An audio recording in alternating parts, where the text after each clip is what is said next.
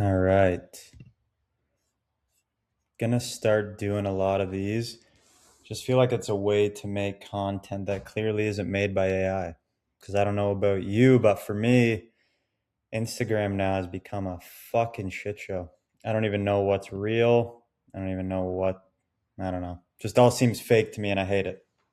So, what I'm gonna do for some content is when I write something, not always, but often, I'm gonna make a little Loom video and then share a little more behind it. Because I think sometimes just through written word, it can be up to interpretation, or maybe people don't understand a certain concept in enough detail. So, this one I wrote the other day, and I'm gonna explain it a little bit more in detail. So, I said, our life is shaped by perception. Perception is shaped by values, by patterns, and by the state of our physiology. If we want to change our lives, we need to be able to shift our perception. So I'm going to leave it there for now. So, perception. My value structure, the way I feel internally, is going to dictate my perception. Two people can be faced with the same stressor, the same opportunity, the same hardship, and they can view it totally differently. That's because we're always viewing things through our lens, and our lens is heavily crafted by what we're valuing, what we're doing every day, and the state of our physiology. So I think values are hyper important for perception because without values, we don't have a structure to put our energy into. You can think of values as a way of organizing against entropy or organizing against chaos. If I don't have a value structure and if I'm not clear on what I value, I don't have anywhere to channel my energy. And this can lead to a lot of feelings of anxiety, of overwhelm, of just feeling not centered within yourself. Because if your energy is displaced everywhere all the time and it's never moving in a way that you want it to, it's very unsettling for the body. So I think as we shape clear values, those values give our lives structure. And then from that structure, we feel a little more here, a little more solid. Perception is also heavily influenced by our patterns and state of our physiology. So, by patterns, I mean simply by the things we do every day. We need to prove to ourselves that we are the person we say we are, and we do that through narrowing the gap between who I say I am and my actions. If who I say I want to be and my actions meet, there's very little discrepancy there. I am who I say I am who I think I am, and I know that I am because my patterns match it. Can be as simple as if you say, I want to be the kind of person that is healthy. Well, if your daily patterns don't match to that perceived image you have of yourself, that's going to cause a lot of internal stress.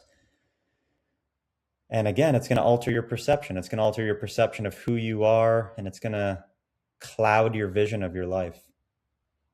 State of our physiology.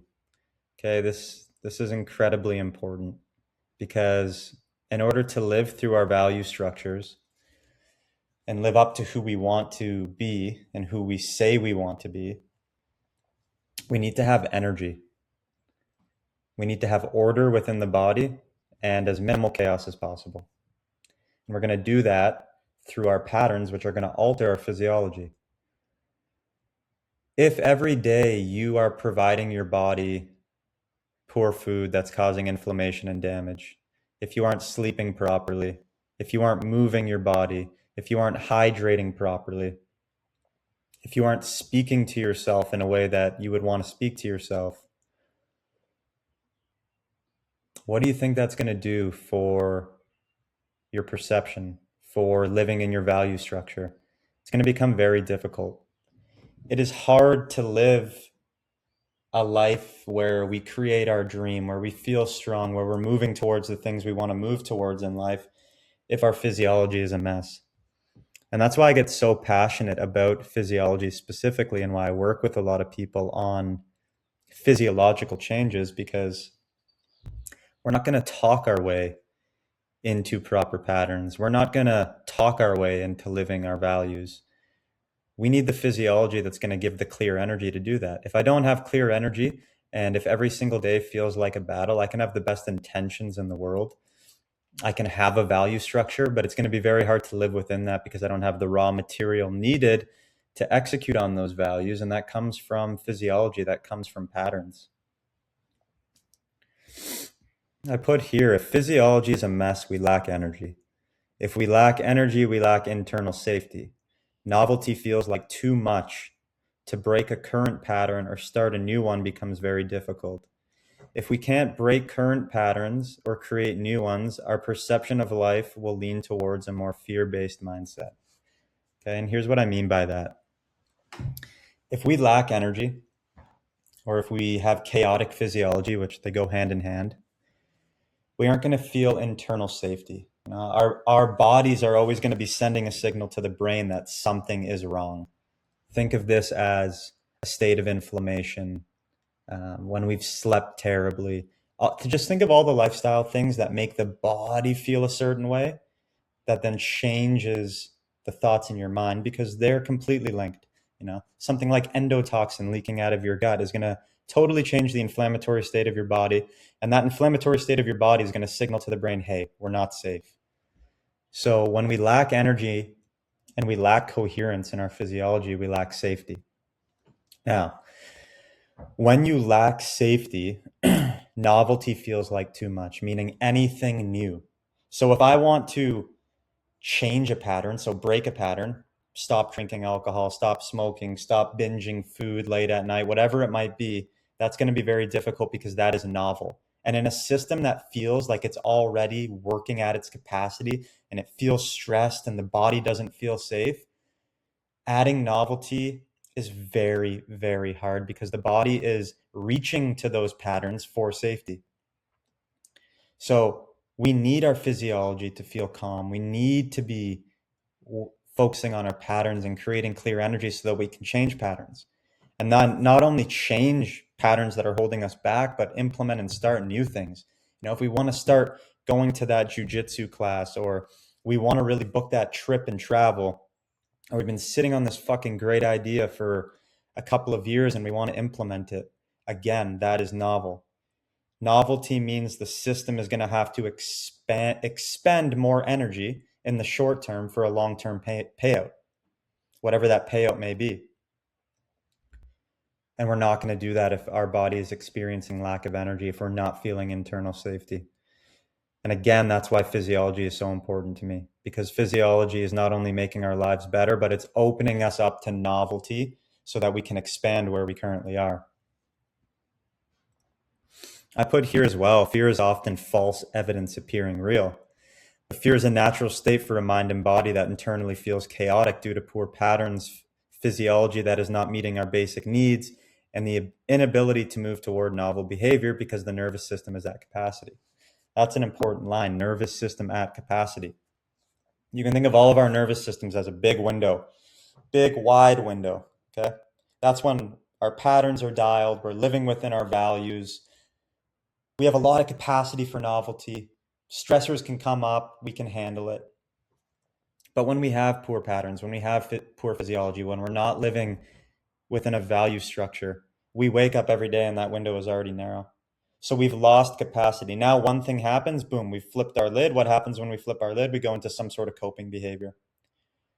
Okay, it's going to be really hard to live within our values, to bring on novel things, and to feel like we're moving in the right direction if we wake up and our nervous system capacity is so low.